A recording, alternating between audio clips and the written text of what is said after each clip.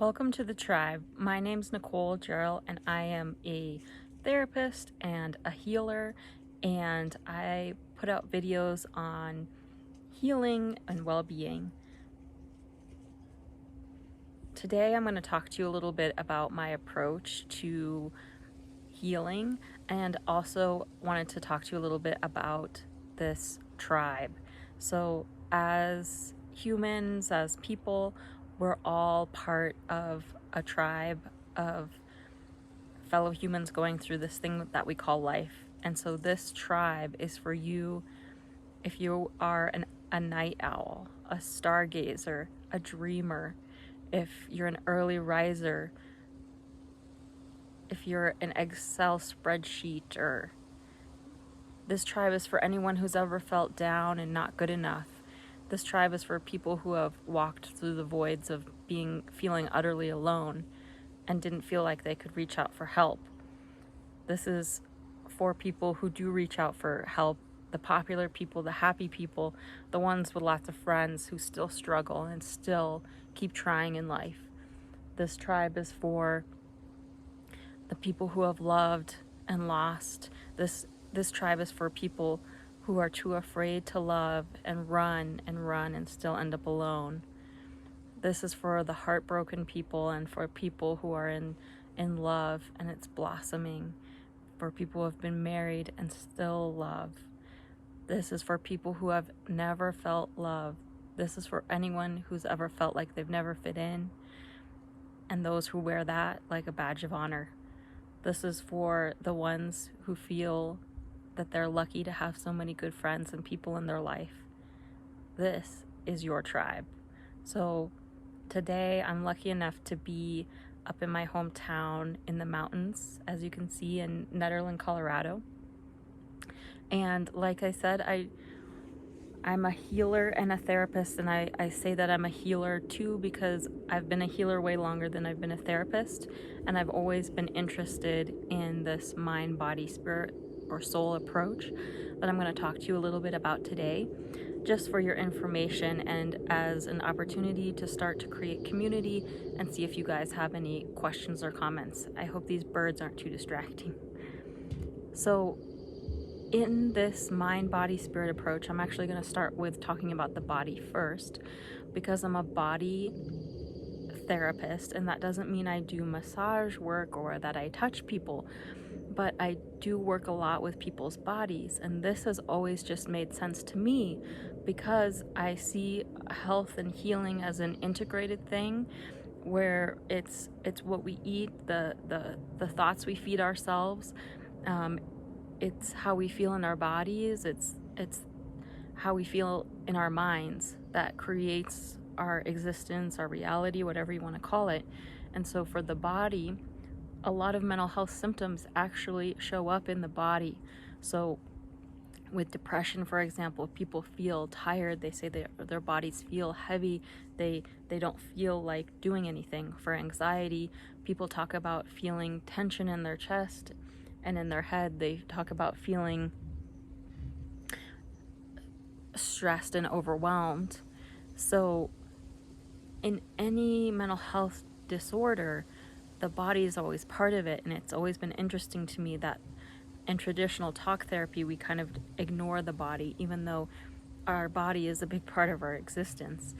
And that could be because the body represents a lot of things that we try not to talk about and deal with. The body represents death, that this body is dying eventually. The body represents sex and blood and mucus and body odors. So the body holds a lot of things that we sometimes try not to focus on, which is a shame, because the body also holds an intense and an amazing amount of wisdom when we're able to connect to our bodies. Our bodies know things a lot of the time that we don't, or that we don't want to admit, like our gut brains.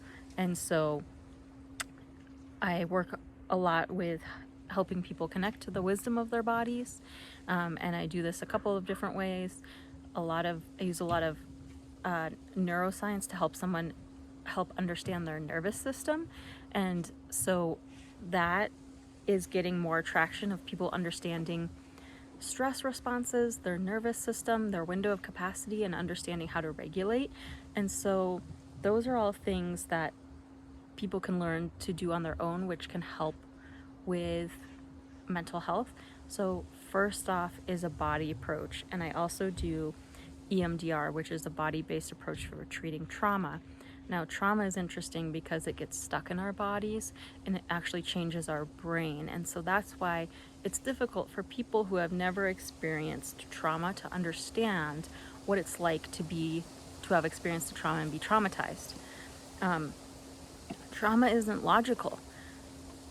So when we've never experienced trauma, a lot of times we have a very logical brain, which is amazing. That's really helpful. And sometimes after we've experienced trauma, it gets kind of stuck or locked in our body. And that, I'm not going to get into all the reasons why, but that can create feelings and sensations or triggers that make us feel unsafe or make us think certain ways that aren't logical at all, actually. And the problem is that they feel real. The experience is real. Anyway, I hope I'm not going on too many tangents. So EMDR, another way to work with the body to treat trauma. The body is important. I work a lot with the body, a lot with the wisdom of the body, helping people connect to their bodies and their emotions, because we feel emotions in our body, right? We feel warmth in our heart when we're happy or we're in love. When we feel anger, we feel that in our bodies too. And so it's another way to connect to emotions, which kind of leads us into some of the mind work, some of our mental work. And so these are a lot of like understanding patterns and beliefs, and a lot of these patterns and beliefs maybe are from our trauma, they're from our parents, they're from our previous generations, or they're things that we have kind of created as children with our child brain.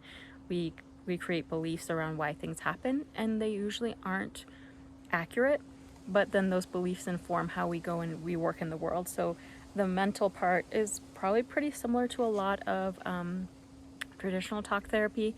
The only difference is with EMDR, we work on shifting beliefs connected to the body. So I hope that makes sense. If you have any questions, let me know. And then this soul idea has just seems unavoidable to me, but I think we all connect with some type of higher power or divination or divine connection. Some people call it God, some people, there's a million names for maybe not a million, but there's a lot of names for what people call this connection, a lot of different names for these gods that people connect to. And we could call it the universe, we could call it something greater, but it's a connection to, I don't know, life outside of this experience or the divine, the other realm, whatever you want to call it. A lot of us, and some people could even just call it nature, right? Connecting with nature can have that effect. Music can have that effect. Making love can have that effect, where we're transcended, we're transported to a different place or a connection to a different part of ourselves. And so I often find that this is also helpful on our soul's journey outside in connection with everything else. So I help people connect to their guides, their resources, whatever that may be, whether it's being out in nature or if it's spirit guides, if it's ancestors, if it's their spirituality, whatever that is. I like to help connect people to those bigger callings, to those inner knowings, to those deeper places, to help with fulfillment. There's the horses right on cue. They know that I'm about to wrap up and go give them some food.